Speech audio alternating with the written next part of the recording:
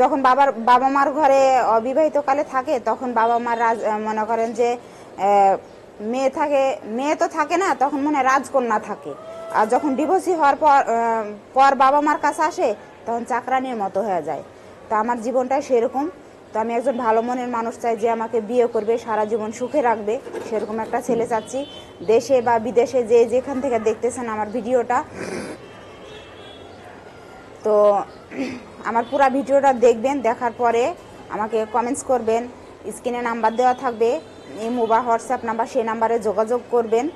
আর আমার ভিডিওর সামনে আসা, আমার জীবনটা অনেক কষ্টের, আর আমি এই জন্যেই ভিডিওর সামনে আসা যে আমারে সারা জীবন ভালোবাসা দিয়ে আগলায় রাখবে, সুখে রাখবে, সেই জন্যেই আমার এই ভিডিওটা করা। তো সেরকমই একটা মনের মানুষ চাচ্ছি আমি। যদি আমাকে কেউ বিয়ে করতে চান তো স্ক্রিনে দেওয়া নাম্বারে যোগাযোগ করেন। আপনার গ্রামের বাড়ি কোথায়? আমার গ্রামের বাড়ি ময়মনসিংহ। দেশি লাগবে না বিদেশি লাগবে? দেশি হোক বিদেশি হোক, বয়স কম হোক বয়স বেশি হোক, তাতে আমার কোনো আপত্তি নাই। কারণ একজন আমার ভালো মনের মানুষ চাই। আমার জীবনটা খুব কষ্টের। আমি এখন ডিভোর্সে বাবা মার কাছে থাকি। ভাই ভাবি আছে, সব সময় খোটা দেয়। ডিভোর্সে আসে বাবা মার ঘাড়ে বসে বসে খাইতেছে, ভাইয়ের ঘাড়ে বসে বসে খাইতেছে, বিভিন্ন রকম জ্বালার মধ্যে আছি। এজন্য আমি একজন ভালো মনের মানুষ চাই যে সে আমাকে বিয়ে করে নিয়ে বিদেশে চলে যাক, তাতে আমার আপত্তি নাই। দেশে থাকুক, তাতে আমার কোনো আপত্তি নাই। সে ডিভোর্সি হোক বা তার সন্তান থাকুক, তাতেও আমার কোনো আপত্তি নাই। আমি সব কিছু মেনে নিব, কিন্তু আমার একটা ভালো জীবন দিতে হবে, সুন্দর জীবন দিতে হবে, যেন সে আমাকে ভালোবাসা দেয়। আর আমি সারা জীবন তার কাছে যেন থাকতে পারি, এটাই, আর কিছু না।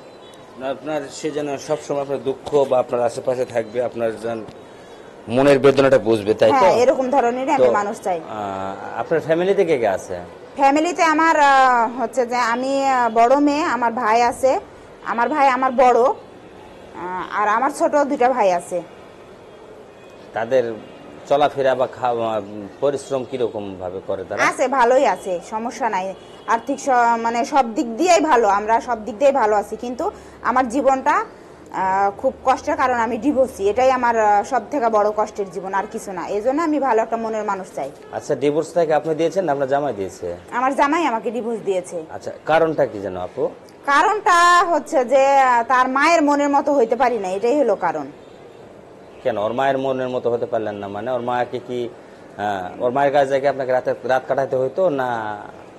না, রাত কাটাইতে হতো না, সেটা কোনো কথা না। কারণ হচ্ছে যে এখন গ্রামে বিয়ে দিলে তো বুঝতেই পারতেছেন, ছেলে কাজ থেকে আসলো, বিভিন্ন রকমের কথা বলে, তোর বউ এই করে, তোর বউ এই করে, তোর বউ ভালো না, হ্যান ত্যান। কিন্তু কোনোদিন যাচাই করে দেখি নাই যে আসলে আমি এই কাজটা করি কিনা। মায়ের কথায় উঠে বসা, আমি কোনো কথা বললে আমাকে মারধর করে। এই বিভিন্ন রকমের ঝামেলার কারণে মতামত চেঞ্জ হয়ে যাওয়ার পরে দুজনেই সিদ্ধান্ত নিলাম যে ডিভোর্স হয়ে গেলে হয়তো ভালো হবে। এই জন্য আমি ডিভোর্সে চলে আসছি। তো আপু আপনাকে যোগাযোগ করবে কিভাবে? যোগাযোগ করবে, আমার ভিডিওটা সম্পূর্ণ দেখবেন, দেখার পরে কমেন্টে জানাবেন যে আসলে আমি একজন ভালো মনের মানুষ চাচ্ছি, এটাই। আর স্ক্রিনে দেওয়া নাম্বার থাকবে, সেই নাম্বারে যোগাযোগ করবেন। হোয়াটসঅ্যাপ বা ইমো নাম্বার দেওয়া থাকবে স্ক্রিনে। আমার কোনো ফোন নাই, ভিডিওর মাধ্যমেই যোগাযোগ করতে পারবেন।